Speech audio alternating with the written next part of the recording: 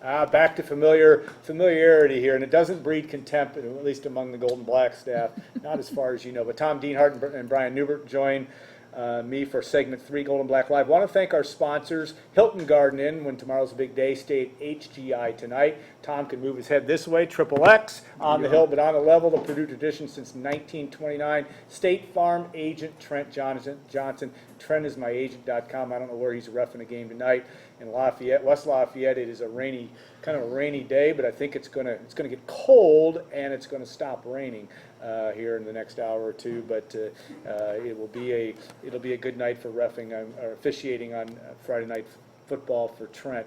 All right, guys, we're here to another week of Purdue football, and the Boilermakers 3-point underdog. I think I'm the only one that. Well, I don't want to mess our picks up. They'll be on our site. I think I'll be different than these guys. I know I'm not 100% sure about Tom, but what does Purdue have to do tomorrow to make that a 4-quarter game in your view? Well, we all know the issues with the offense. They have to get that offense jump-started somehow, some way, and it begins up front, Alan.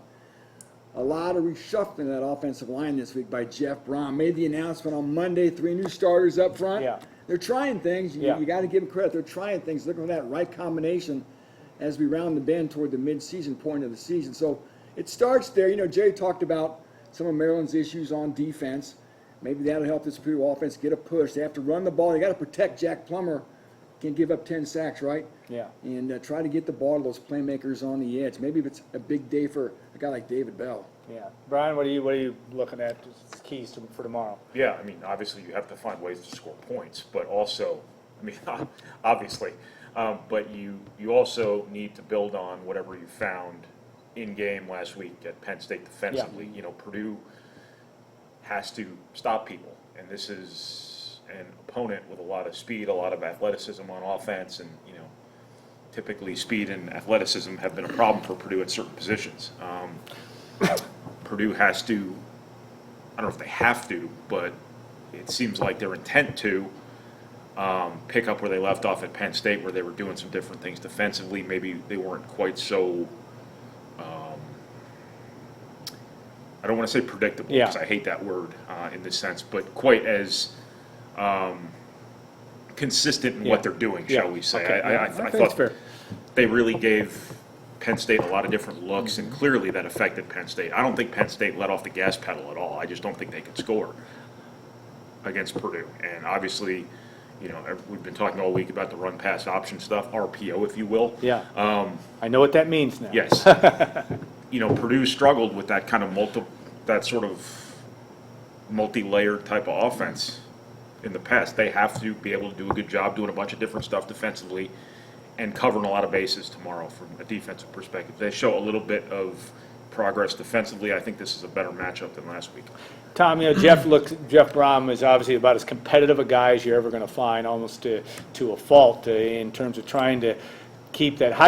What do you sense he's trying to do to keep this team, in it, so to speak? There's been a lot of competition at positions, but how do you keep the young team that hasn't really been there, many of them, through this type of thing, where you're not getting to where you want to be just yet? How do you see him and what he's done there? Well, I think, Alan, you hit the key word there, competition, which was something that Brom talked about several times this last week when we talked on Monday and on Thursday after practice. One of the key ones we saw Monday, Brian was there at the press conference, there was an oar between the quarterbacks, Jack Plummer and Aiden O'Connell, which caught a lot of people's attention. Again, Brom said he wants to make sure everybody knows there's competition at every position, even quarterback. And maybe Purdue gets a lift this week. People saw, I'm sure, on the site from yesterday's meeting with Jeff Brom that Tario Fuller and Richie Worship both are going to dress on Saturday. And that would be quite a lift to that offense to get those veteran running backs in there. So, again, a couple veteran playmakers could help that ground game, which right now ranks second to last in the nation, Alan, 50.8 yards per game. But no Xander Horvath tomorrow, right? So that's and no Xander Horvath, and defensively, Ryan talked about the defense a little bit. No Anthony Watts. Yeah, and big problem there. best defensive tackle left, problem. Right? Big problem. And Jeff Brom has said, guys, that Watts is going to be out for probably an extended stretch. Yeah. Yeah. That's the thing. Defending, we talk about very simple terms, defending the middle. Purdue doesn't have, I mean, they've got guys there, and we're not trashing the guys that are playing, but it's from an experience situation. And Watts certainly was a big body with some level of experience. Again, you just add that to the fray. Yeah, if you struggle up the middle defensively, especially in the Big Ten, it makes things really difficult. And, Purdue came into the season figuring that the middle was going to be okay because you had Lorenzo Neal, you had Anthony Watts, and right behind them, you had Marcus Bailey. Yeah. Well, you're 0 for 3 right there, right now. The guys playing defensive tackle right now for Purdue are all freshmen. They're all redshirt freshmen.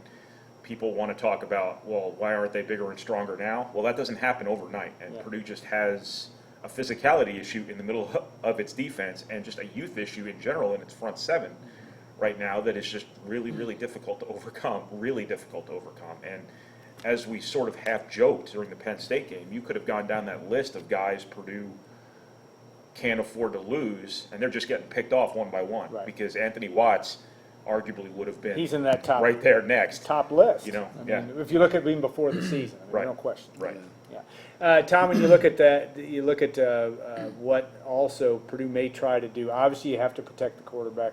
We've talked at length about it's very difficult to fix an offensive line in the middle of the season. As Brian has often said, it's a March, April, spring practice all time of year. Moving bodies around, and then you got a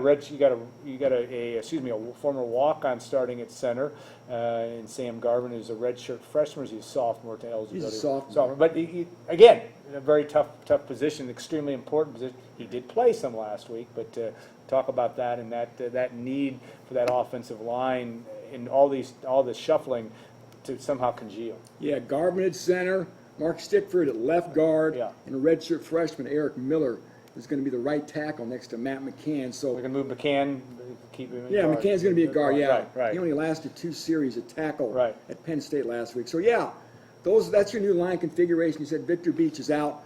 Garvin's a kid who actually began his career at Indiana as a walk-on. Now, of course, he's matriculated to West Lafayette. He's starting at center.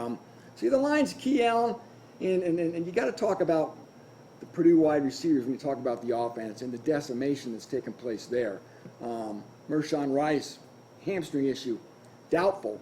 Jared Sparks is not going to play. T.J. Sheffield hurt as well. Rondale Moore. You're losing a lot Milton of Wright. key players. Milton Wright, another one. So Milton Wright could play. He could play. He's kind of dealing hinted with that way last He's night. dealing with a concussion. So long story short, not a lot of options to throw to. David Bell, we all know about his skill set. And Ahmad Anderson Jr. has been a nice redshirt freshman who's really stepped up this year as well, and Jackson Anthrop. The position I'm always harping on, and Coach Braun probably gets tired of it, is the tight end spot. There have been no significant injuries there. We have not seen much production at all from Bryson Hopkins or Payne Durham, but again, Hopkins was a guy coming, I think we all could agree, right? This could be a 50 or 60 catch guy. And Jeff Brom says they try to get the ball to the tight ends every week. But isn't that a protection issue, though, as much as anything? It is to a degree. Again, I'm not an offensive football coach, but I think there are ways you could come up and design to get pressure off guys, put them in motion, so they're not getting jammed at the line. I don't know, but to me, with the issues of wide receiver, the tight ends become that much more important to try to get them the ball. And again, it's been an issue all year for Purdue and getting Hopkins involved and getting him rolling. And again, he's had some issues with the Nevada game he threw up.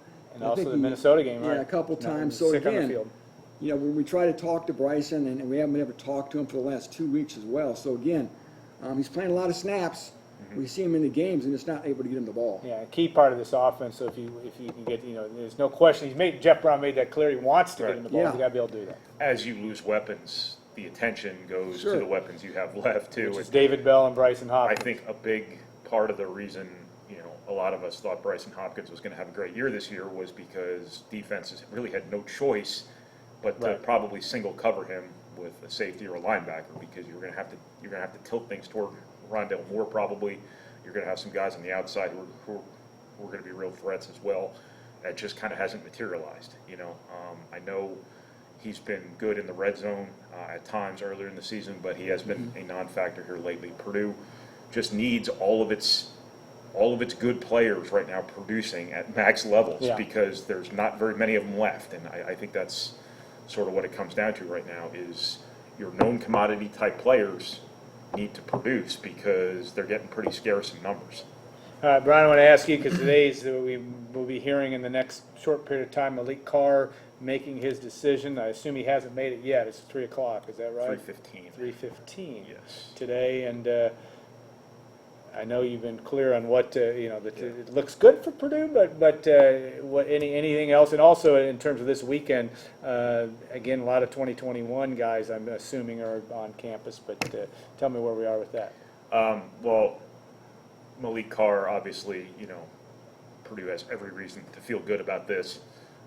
Another reflection of the fact Purdue really has no issues recruiting wide receiver. What they've done at that position in recruiting Amazing.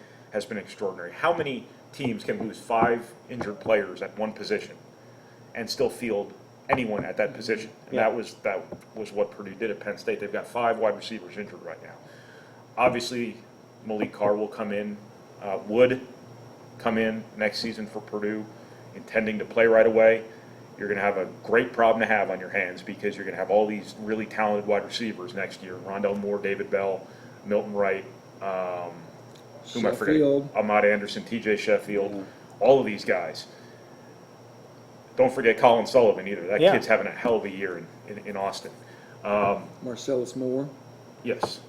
You just have all these players, and it's going to be one of those deals where it's like Notre Dame, Clemson, or Ohio State, where everybody's afraid to miss a rep in practice because you have NFL guys on top of NFL guys.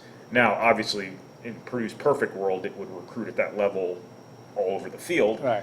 but you have to start somewhere. And Purdue, Jeff Brom brought an offensive identity and offensive reputation to Purdue when he got this job, and obviously it has paid off, especially at the wide receiver position. Yeah, and it'll be interesting to see, and we'll know here in 180 minutes from now what Malik Carr is doing from that standpoint. Tom, when you look at obviously the weaknesses of Maryland, it's hard to know. Maryland and Purdue had a couple things in common. One is a very difficult offensive effort against Penn State. I think Purdue had 104 yards total offense. Maryland had 130.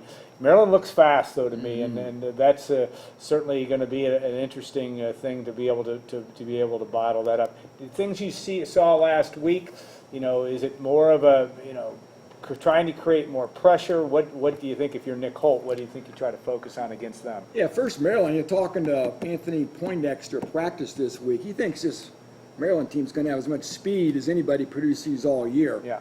Anthony McFarland's a running back people should keep their eye on. Yes, they have a backup quarterback in Tyrell Pigram, but he's a quarterback with experience, Yeah. can use his feet, not the greatest passer in the world, but again, he's not a real greenhorn. So I still think, playing defense now, it's all about pressuring that quarterback, not letting him get comfortable. And Brian talked about it off the top of our segment, the need to try to bottle what they did the last 3 quarters of Penn State. And basically, Purdue was taking more chances, gambling, blitzing, faking blitzes, dropping off, those type of things. And don't let Pigram get in a comfort zone. And obviously, if they can do that, and they showed that ability late in the Penn State game, this defense has a chance to, I think, have some success. Yeah, it's going to be a colder, maybe a little bit windy tomorrow afternoon. They're talking about winds in excess of 15 miles an hour in Ross-Ade Stadium mid-afternoon. Still warm and rainy here now, but Brian, when you look at what Jeff Brom and company have tried to do and I asked Tom this question as well, but keeping the psyche of this program and this team that has a lot of momentum on the recruiting trail and has had momentum in the last couple of years, you're not seeing any sense of that changing in terms of how people perceive Purdue on the recruiting trail at this point? I don't think so, but there's a lot of, so much of it was done early. I'm not Yeah. aware of them losing anybody. Yeah, Obviously, assuming things go here in the next hour the way we expect them to go, nothing happened that changed his mind. yeah, But look, Purdue's got a lot of season to play here. still 7 games. Momentum, as I've written a couple of times this week, momentum comes in a lot of forms too. If Purdue's in this situation that is universally understandable here, and they just do some positive things the rest of the season, make the best of a really bad situation, you can draw positive from that too. I think it's becoming very clear. It was clear at the time. It's becoming even more clear in hindsight that Purdue really benefited in 2017 from having a bunch of older guys who were And some grad who transfers. were certainly in the sick, current no, year. but who were Yeah. sick of losing, Yeah. was what I was No getting doubt. at. And that really drove a little bit of what got Purdue kind of back in the national conversation a little bit, allowed them to surprise some people. What Purdue needs now is for these guys in the program to go through some difficulties and make that kind of same line in the sand and say, we are sick of this, we are sick of losing, we don't want to lose anymore. Whatever you do in a situation like that to turn things around, Purdue needs those guys to do that, whether it be now, whether it be next season, whatever it may be. Some sort of positive has to come from the difficulties of this season. Yeah, that's It's gonna tough, you know, yeah. they're missing, three captains, Alan. Yeah. Sinlar's hurt, Neal's hurt, Bailey's hurt, and Right. you always wonder about leadership in these tough situations. Who's stepping up in the locker room? Who's leading? Yeah, he's talked about Richie Worship, but it's hard for a guy to lead when he's not playing. But the fact that he's made it all the way back, I think, is an indication, or at least something that the younger kids can Also, draw from. Jeff Brom said yesterday exactly, Alan, that Richie Worship is a leader. And he says the players follow what he says. So his mere presence, if he's going to be suited up, could maybe really be an inspiration and be a leading voice to get this offense on track. All right, well, we'll see. And our predictions will be on the site here shortly if they're not already, and we'll look forward to, you'll get a chance to read those as well. All right, I want to thank our sponsors, and that, of course, being Hilton Garden Inn, State Farm agent Trent Johnson, and Triple X. We'll have a show next week. Tom Dienhart will be the guest host. We'll have Mark Herman and Stuart Schweigert will join us as well. More Purdue football talk. I'm sure there'll be some recruiting news as well. We'll look forward to doing that as we get to mid-October. Hard to believe we're already there for Purdue football season and the calendar, as it were. But we look forward to having you back next week. And I want to thank also Gordon Jackson and Ryan Schmier and all the folks at WLFI for helping this broadcast, internet broadcast, I should say, come off, and we appreciate that very much. Have a great week, everybody. We'll look forward to seeing you next week on Gold and Black Live.